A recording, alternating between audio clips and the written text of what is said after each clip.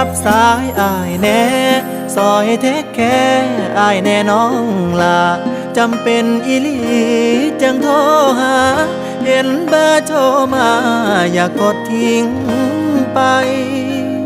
ลืมกันแล้วบอกคนที่เคยรอขึ้นรถร่วมสาย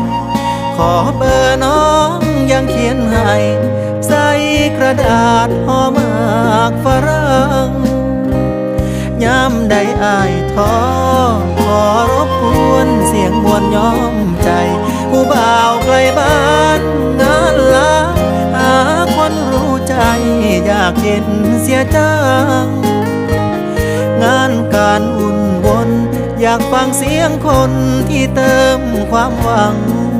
ยามท้อสุมใจทุกครั้งจะกลายเป็นยังจังคิดเห็นเจ้าเฮ็ดยังอยู่นอยามหน้าจอขึ้นเบอร์โทรอายว่างพอ